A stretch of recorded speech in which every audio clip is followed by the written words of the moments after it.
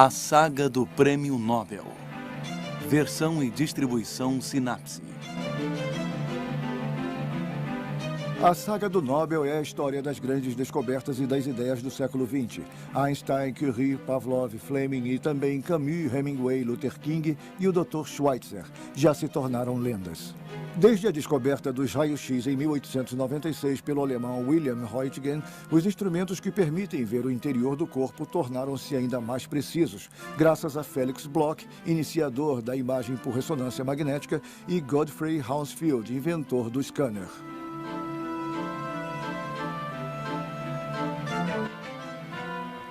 Os instrumentos da medicina. O interior do corpo humano é uma das regiões onde a ciência mais demorou a se aventurar. No entanto, a partir de 1230, uma lei promulgada pelo imperador Frederico II obriga os estudantes de medicina a praticar a anatomia, limitando-se à dissecação de corpos humanos. Lei a qual o papado responde excomungando o imperador profanador de cadáveres. É preciso esperar até a Renascença para que os estudantes de medicina possam assistir sem medo às aulas de dissecação e para que artistas como Leonardo da Vinci e médicos como Vesali procedam ao recenseamento sistemático da máquina humana. Até o fim do século XIX, a imagem médica é aperfeiçoada na descrição minuciosa dos corpos e das patologias. Mas não é uma contradição querer tratar seres vivos com base em observações feitas em cadáveres? A não ser que... Sim, a não ser que se pudesse esfolar o paciente vivo, camada por camada. Eu não havia falado do meu trabalho com ninguém. Eu dizia para minha mulher que eu estava fazendo uma coisa que as pessoas, quando soubessem, diriam que Röntgen enlouqueceu. No dia 1º de janeiro de 1896, enviei trechos de artigos meus e o diabo foi solto. 27 de março de 1845, 16 horas. Friedrich Röntgen, comerciante de tecidos da cidade de Lennep, perto de Colônia, e sua esposa Charlotte Constance estão recebendo neste mundo seu filho William, futuro primeiro prêmio Nobel de Física da história. A criança que parece ter a mente sadia tampouco parece estar possuída pelo demônio, nem mesmo pelo do saber. Seus pais sabem da sua expulsão definitiva e sem diploma aos 17 anos da Escola Técnica de Utrecht, na Holanda, para onde a família havia emigrado. William, na verdade, é um aluno que promete, e a expulsão só deveria aumentar o seu mérito. Na verdade, ele não quis denunciar um colega, autor da caricatura de um professor impopular. Felizmente, há em Zurique uma escola politécnica que aceita alunos por concurso. Ele é admitido nessa escola em 1865. É também em Zurique que ele encontra sua futura esposa, Anna Bertha Ludwig. Ela é filha de um liberal alemão exilado, dono do bar Zum Grünen Glas, onde se reúnem os estudantes. As noitadas nos bares e restaurantes não o impedem de defender a sua tese Estudo sobre os Gases, em agosto de 1868, obtendo assim o seu doutorado aos 24 anos. Dá aulas de física em 3 cidades da Alemanha, sucessivamente, entre elas Estrasburgo, antes de ser nomeado diretor do recente Instituto de Física da Universidade de Würzburg, em 1888.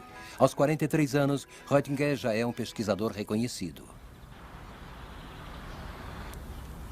A universidade fica no centro da cidade. Herr Professor Röntgen e sua esposa moram no último andar do instituto. Não tendo filhos, adotam uma sobrinha. No verão, os Röntgen e seus amigos fazem passeios pelas florestas, onde o físico se entrega à sua paixão, a fotografia. O outono é dedicado à caça e o inverno às corridas de trenó. Na cidade, seu modo de ser é considerado bem pouco convencional. Sim, um lunático. Conta-se que durante um passeio com sua esposa, ele avista uma carruagem. Chama um cocheiro, dá seu endereço, paga a corrida e manda sua esposa subir e continua sozinho a sua caminhada. Para o professor Philippe Lenard, honrado doutor, como eu gostaria de reproduzir sua importantíssima experiência, encomendei um tubo de eficiência comprovada da Miller-Unkel. Poderia Vossa Excelência indicar-me um produtor confiável para a janela de folha de alumínio? Muito respeitosamente, W. Röntgen. Röntgen está com 50 anos quando escreve esta carta a Philippe Lenard, assistente do célebre Hertz. O descobridor das ondas eletromagnéticas acabara de morrer e seu aluno retomava os trabalhos sobre os raios catódicos num tubo a vácuo. O tubo a vácuo é uma bolha de vidro dentro da qual foi colocado um cátodo e um anodo, e onde se criou o vácuo.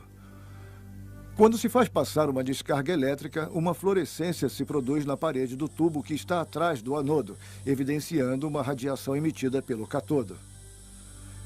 Lenard resolve colocar uma fina e opaca janela de folha de alumínio sobre esta parede. Ele constata que os raios catódicos atravessam o alumínio e até a distância de alguns centímetros para fora do tubo tem um efeito luminescente sobre sais fluorescentes e podem até mesmo manchar uma chapa fotográfica. Ao fazer os raios catódicos passarem através de uma folha de alumínio, Lenard contradiz a teoria do inglês Sir William Crookes. Se os raios catódicos fossem um fluxo de partículas elétricas ou uma matéria radiante, como definidas por Sir William, eles não poderiam atravessar a matéria.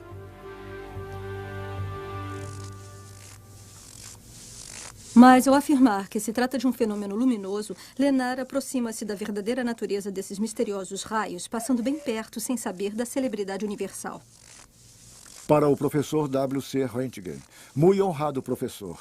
No momento não disponho de um bom fabricante, por isso envio 2 folhas do meu estoque. Elas têm 0,005 milímetros de espessura. Respeitosamente, Philippe Lenard. Sexta-feira, 8 de novembro de 1895, final da tarde. Roentgen acaba de refazer a experiência de Lenard. Muda alguns parâmetros a fim de conhecer melhor a natureza dos raios catódicos. Para isso, Roentgen decide utilizar um tubo a vácuo com a parede de vidro bem espessa, porém transparente. Aumentando a descarga elétrica, ele quer verificar se os raios catódicos poderiam sensibilizar uma tela revestida de partículas fluorescentes. Roentgen confecciona uma capa de cartolina preta a fim de evitar que a própria luminescência do tubo influa na experiência. Para testar a opacidade de sua instalação, ele escurece o ambiente e envia uma descarga de alta tensão dentro do tubo. Ele constata com satisfação a opacidade da cartolina.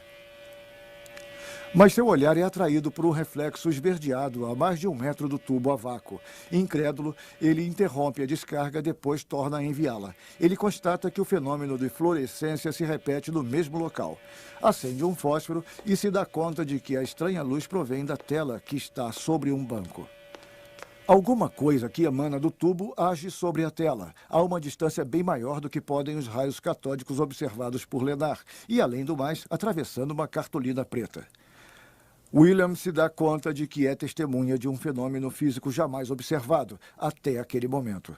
Desejando testar o grau de transparência de outros materiais, além da cartolina, ele agora tira a capa do tubo e coloca a tela ao alcance mais direto da irradiação. Quando acaba de enviar uma nova descarga, ele passa sem querer a mão entre o tubo a vácuo e a tela fluorescente para apanhar um livro. O que acontece é impressionante. Durante 7 semanas, o cientista fica trancado em seu local de trabalho, onde faz as refeições e acaba dormindo. Não ousa ainda falar com ninguém sobre sua descoberta, nem mesmo com sua mulher. Ele testa, verifica, testa de novo, sem parar. Roentgen descobre que os raios imprimem marcas nas placas fotográficas. Assim, ele pode apresentar provas tangíveis das suas observações.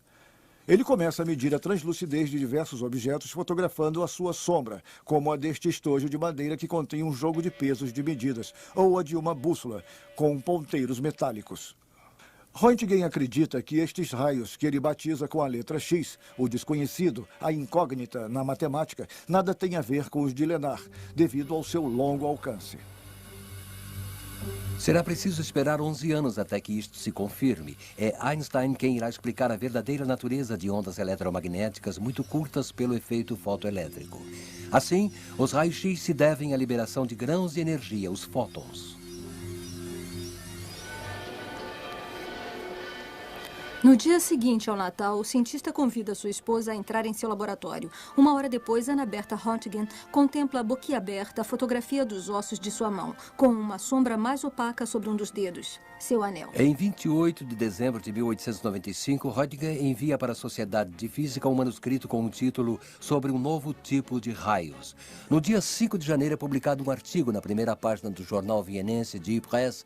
Em uma semana, a notícia já percorreu o mundo inteiro. No dia 13 de janeiro, Roentgen é convidado pelo imperador Guilherme II para apresentar sua experiência em Berlim. De volta a Würzburg, no dia 23, ele dá uma conferência para um auditório muito empolgado. Ele não deixa de mencionar seus antecessores, entre os quais Lenard, pois, sem seus trabalhos, não teria descoberto os raios-x. O anatomista Köllinger, cuja mão é radiografada por Röntgen, é aplaudido ao propor que se dê o nome de Röntgen aos raios-x. Em Würzburg, os Röntgen recebem quilos de correspondência, cartas de felicitações, pedidos de informações sobre o material utilizado, além de propostas mais prosaicas. Com o de Christiansen, diretor da fábrica de bicicletas Sleds, que oferece a Röntgen 25% sobre hipotéticos direitos de exploração dos raios-x nos Estados Unidos. O negociante conclui dizendo: Sua invenção é preciosa demais para a ciência, para não ser explorada, e perigosa demais para ser deixada nas mãos de qualquer um. Insensível às propostas comerciais, Röntgen não quer nem registrar a patente. Ele compartilha com alguns dos maiores cientistas da Europa uma nobre convicção. Para ele, as descobertas pertencem acima de tudo à humanidade e não ao seu iniciador. A medicina utiliza este novo sistema revolucionário que permite desvendar, fotografar e até filmar as fraturas ósseas e as lesões pulmonares, até então invisíveis nos seres humanos, e acompanhar a evolução durante o tratamento. Estágios de formação são organizados pelos pioneiros da radiologia médica. Os meios científicos não são os únicos a se interessar pelos raios-x. A polícia e a alfândega podem finalmente desvendar os mistérios do crime graças ao tubo a vácuo. Ladrões e traficantes que se cuidem. Em Paris, as lojas de Fayl divertem a clientela com a demonstração conjunta do cinematógrafo Lumière e dos raios de Röntgen. Nas grandes avenidas, várias barracas oferecem atrações de neo-ocultismo, onde se brinca de assustar os passantes com produtos fosforescentes. Os humoristas perguntam se a alma e seus segredos, às vezes pouco louváveis, não seriam permeáveis ao intrigante poder de investigação dos raios-x. Mas a descoberta provoca uma tempestade de inveja. Vários físicos se sentem frustrados por uma descoberta que muda a visão do mundo tanto quanto o fizera 3 séculos antes a luneta astronômica de Galileu. Alguns até se gabam de haver produzido os raios-x durante suas experiências muito antes de Röntgen. Bastante contestável em alguns casos, com exceção desta foto, tirada 6 anos antes da descoberta de Röntgen num laboratório da Pensilvânia. Após uma descarga num tubo de Crookes, a silhueta de 2 moedas ficará impressa numa placa fotográfica que se encontrava por perto. Só que ninguém teve a intuição de Röntgen e a placa foi relegada a objeto de curiosidade. No ano de 1901, os executores testamenteiros de Alfred Nobel pedem a físicos do mundo inteiro que forneçam uma lista de seus colegas passíveis de receberem o prêmio. Dos 29 físicos indicados para o Nobel, o nome de Röntgen aparece 12 vezes e o de Lenard uma única vez. Aos olhos da comissão consultiva, os trabalhos dos 2 homens são complementares, justificando uma possível divisão do prêmio. Este parecer não foi levado em conta pela academia. Apesar de seus enjoos no mar, Röntgen vai a Estocolmo no dia 10 de dezembro de 1901 e recebe o primeiro prêmio Nobel de Física da história das mãos do príncipe da Suécia. Na volta, ele doa as 50.000 coroas para a Universidade de Würzburg. É aí que Lenard se enfurece, grita que foi traído. Röntgen só teve que apertar um botão, fui eu que fiz todo o trabalho.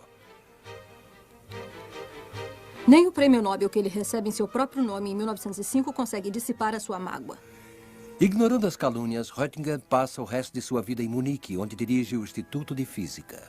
A derrota da Alemanha em 1918 deixa-o profundamente chocado e a inflação leva-o à ruína. Viúvo e aposentado, continua até o fim da vida indo ao Instituto, onde mantém um pequeno laboratório. Sua luz se apaga aos 78 anos no dia 10 de fevereiro de 1923. 10 anos depois, Hitler assume o poder. Lenard, que se notabilizou desde os anos 20 por um forte antissemitismo, tornou-se um dos representantes mais visados da hierarquia científica nazista. Sua história da física alemã, em 4 volumes, com forte apelo ariano, em momento algum menciona o nome de Einstein, nem o de Röntgen.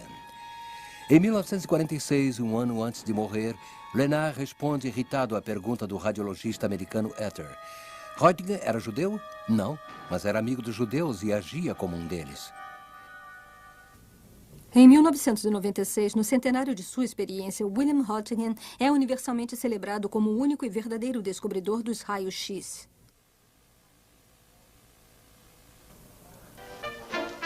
Há algum tempo, os maîtres d'hôtel afirmam que as lâminas de barbear são melhores quando são azuis. Aliás, os raios-x demonstram que elas são mais fáceis de digerir quando bem preparadas. Durante este século, a radiologia não parou de progredir sob o aspecto técnico. Estes avanços foram possíveis graças à resolução de dois problemas maiores. Logo se percebeu o quanto a irradiação é nociva. Foram constatadas graves lesões cutâneas nos pacientes expostos aos raios durante muito tempo, assim como nos médicos que manuseavam os tubos a vácuo. Alguns pioneiros da radiologia acabaram até morrendo. Procurou-se então reduzir o tempo de exposição aos raios-x, aumentando a intensidade do feixe. Para proteger os que manuseavam os aparelhos, foram fabricadas proteções de chumbo e cabines isolantes.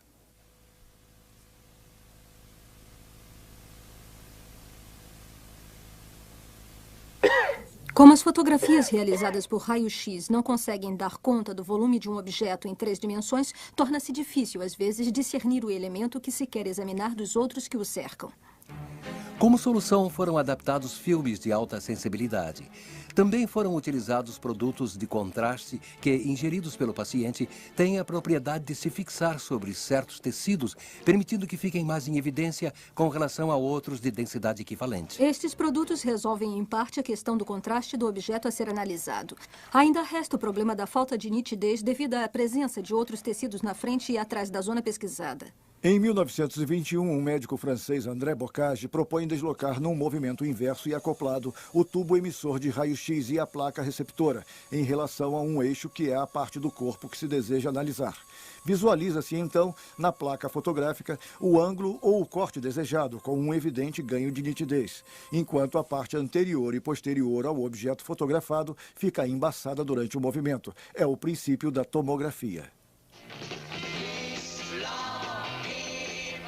1968 é um ano excelente para a gravadora e produtora britânica EMI. Ela acaba de lançar simultaneamente 2 produtos revolucionários de seus estúdios de gravação, o mítico álbum duplo dos Beatles, e de seus laboratórios de Hayes, o protótipo do scanner de raios-x. Eu fui procurar cérebros de boi nos abatedouros, mas eles estavam sempre danificados pelos métodos de abate. Resolvi, então, atravessar Londres para encontrar um local onde o animal fosse sangrado para ser abatido. Mas não era nada agradável transportar cérebros através da cidade, dentro de sacos de papel.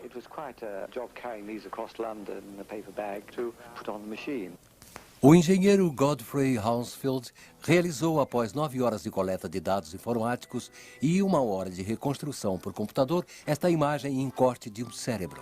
Como recompensa, recebe o Prêmio Nobel de Medicina no dia 8 de dezembro de 1979.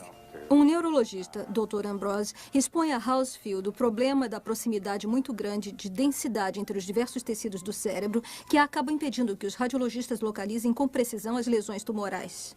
Esta questão entusiasma Hounsfield, pois vem exatamente ao encontro de sua área de pesquisa, a criação de imagens eletrônicas planas a partir dos dados de volume de um objeto fotografado sob vários ângulos. Entre o branco e o preto, o olho humano só é capaz de distinguir cerca de 20 densidades de cinza.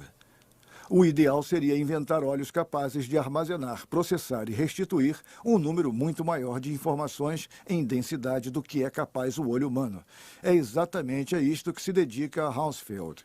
Ele manda fabricar detetores capazes de medir essas diferenças de densidade, não mais de 0 a 20, o que os olhos captam, mas de menos 1000, o ar, passando por 0, a água, a mais 1000, os ossos.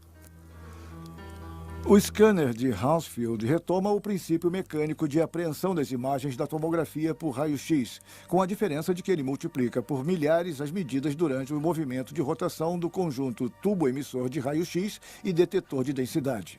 A seguir, basta coletar via informática os múltiplos dados de volume do corte anatômico, os voxels, que se pode traduzir em dados bidimensionais, os pixels. Para obter uma imagem na qual se possam discernir as diversas densidades dos tecidos, selecionam-se em relação à escala de densidade compreendida entre menos 1000 e mais 1000, cerca de 20 valores de cinza, a fim de se obter uma imagem legível a olho nu.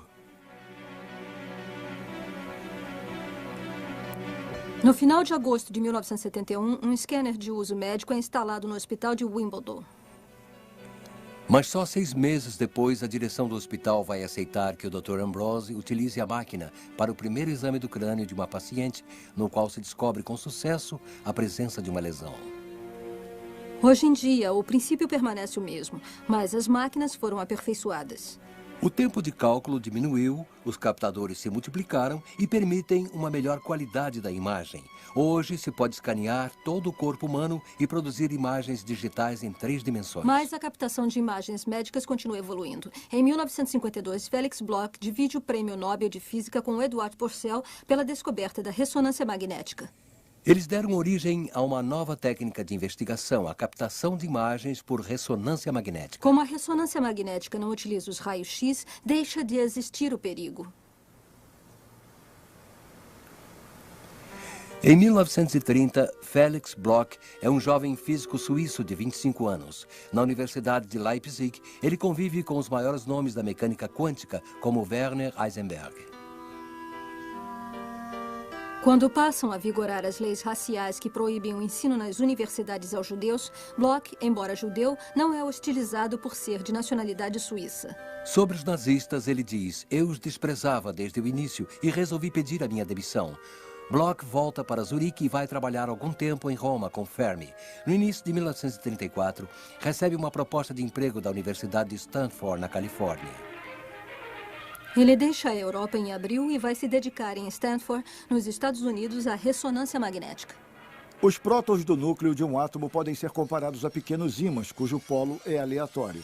Se submetermos os prótons a um campo magnético muito potente, uma quantidade infinitesimal deles é influenciada na proporção de sua intensidade. Uma maioria dos prótons envolvidos se alinha no sentido do campo e uma minoria no sentido inverso. Sua velocidade de rotação em torno do eixo do campo magnético é um valor constante que se mede em frequência de rádio. Se emitirmos uma frequência de rádio equivalente à sua velocidade de rotação, os prótons entram em fase, criando um estado de equilíbrio instável e de alta energia. Diz-se que eles entram em ressonância. Bloch constata que, cessando o estímulo ondulatório, os prótons retornam ao seu estado precedente, restituindo uma energia que pode ser medida em frequência de rádio e em duração de relaxamento. Com a descoberta de Bloch e Purcell, vai-se poder detectar, primeiro, graças à frequência da ressonância que os caracteriza, a presença de tais prótons em tal molécula. Em seguida, interpretando sua duração de relaxamento, poder-se-á determinar seu grau de concentração, permitindo a identificação do meio tissular em que ele se encontra, osso, tecido mole ou água. A captação de imagens por ressonância magnética tem como referência um dos elementos mais abundantes do organismo, o hidrogênio. Sabemos que, submetido a um campo magnético de intensidade de 1 Tesla, os prótons de hidrogênio se alinham e só ressoarão numa determinada frequência. O princípio consiste em introduzir o paciente num campo magnético e escolher uma zona de trabalho, um corte. Para tanto, utilizam-se microímãs que têm influência sobre o campo magnético de tal forma que sua intensidade neste corte seja de apenas 1 Tesla. Envia-se, então, a frequência de ressonância devida e somente ressoam os prótons de hidrogênio do corte. O sinal magnético emitido pelos prótons logo após a ressonância tem sua frequência captada por bobinas e é processado por um computador que restitui uma imagem plana da área. Mas antes de chegar até aqui, foi preciso construir as máquinas. Desde 1969, um professor da Faculdade de Medicina de Nova York, Raymond Damadian, pensa ser possível diferenciar os tecidos sãos dos tecidos doentes, em especial aqueles atingidos pelo câncer, graças à ressonância magnética. 2 fatores contribuem para a realização do projeto de Damadian: a descoberta dos supercondutores, com os quais se criam campos magnéticos muito intensos e regulares, e o boom informático. O próprio Damadian conclui em 1977 a construção do enorme ímã supercondutor, conseguindo a imagem em corte de um tórax humano. Desde 1981, vários desses aparelhos funcionam no mundo inteiro.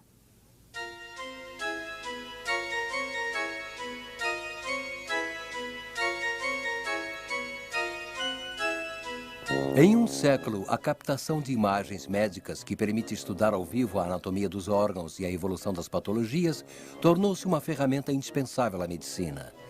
A radiografia, o scanner, a ressonância magnética e também a ecografia e a cintilografia permitem-nos explorar a parte, por menor que seja, do corpo com uma precisão cada vez maior.